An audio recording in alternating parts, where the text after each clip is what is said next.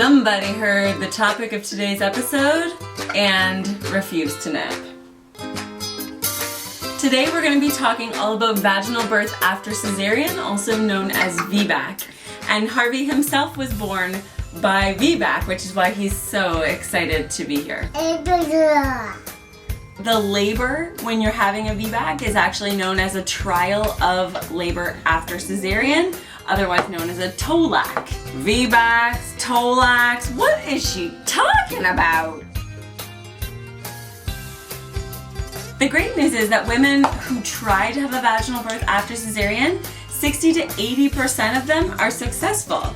But the bad news is that it depends where you live, who your doctor is, what your hospital is, whether or not you're actually allowed to have a VBAC. But most of the time it's up to actually the individual doctor as to whether or not they are willing to support you having a VBAC. So that's actually good news, because if this is something you're really passionate about, you really want to have a vaginal birth after having a previous cesarean, and your doctor says straight up no, then you have hopefully a little bit of time where you can kind of shop around, get another doctor who does support this view and does support your goal and will allow you to have a vaginal birth after cesarean.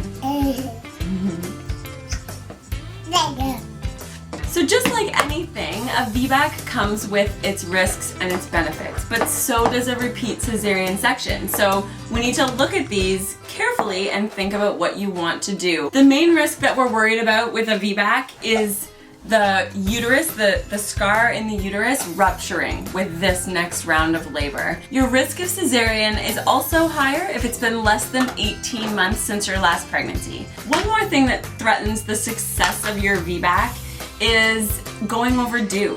A bigger baby will put more stretch and strain on the uterus as it's going through these contractions, which stresses the scar more. And a bigger baby is just harder to push out through the pelvis, and so it increases your risk of a repeat cesarean for that reason as well. So those are the risks of a VBAC. Let's talk about the benefits of a VBAC. What's so great about it? Why should you really put in the effort and the preparation and the training so that you can have a vaginal birth instead of a repeat cesarean? The main benefit of having a VBAC is that it is so much safer. You basically do away with all of the kind of really big, scary side effects of having major abdominal surgery, which is things like hemorrhaging or getting an infection or having damage to your other peripheral organs as they're doing the C-section, which sometimes even leads to a hysterectomy. Also, I can tell you from experience, this next one is a godsend. It's a faster recovery if you have a VBAC.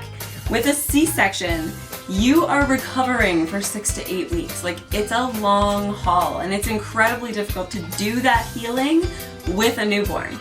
But with a VBAC, I was back up on my feet, felt really, really close to being back to normal within 1 week. So the recovery time between the two, especially because you already have an older child, the one that you had the cesarean with, is so crucial for getting back at being mom and getting back up on your feet and being back in the game sooner. Aside from the longer recovery time, a repeat C-section, with every repeat C-section that you have, gets more and more dangerous. The surgery itself gets more dangerous, and healing up afterwards is harder because the scar tissue does not heal as well together. And the last two reasons to really try to have a vaginal birth after cesarean is because of the bioflora. That's a huge one. A vaginal birth gives your baby access to the happy, healthy bacteria that's already present in your vagina. That's the basis for your baby's immune system for the rest of their life. So you really want to make sure that they have access to that through a vaginal birth. And the last one is that it gives you this experience of a vaginal birth.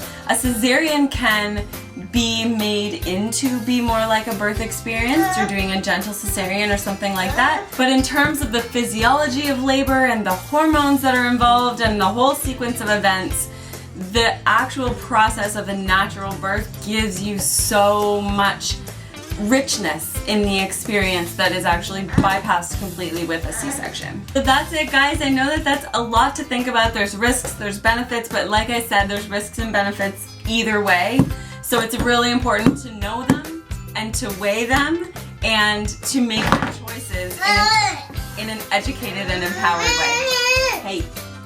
The absolute best tip that I can give you if you're planning to have a VBAC is to prepare as much as humanly possible. Any bump in the road could lead to a C-section, so you definitely want to put in the time, put in the effort, put in the preparation beforehand. And that's where I come in. I am hosting a free webinar this week that you can sign up for, all about naturopathic labor preparation for a smooth and efficient birth. And if you're having a VBAC, that is what you want. You can sign up for free over at loveyourlabor.com/webinar. If you liked this video, I would love to hear about it. Please leave me a comment, tell me what you thought, like it, or share it with your friends. I want you to birth boldly and love your labor. Thank you so much for watching, and I'll see you next time on Brammer's Baby Talk. You're rocking the place. Say bye.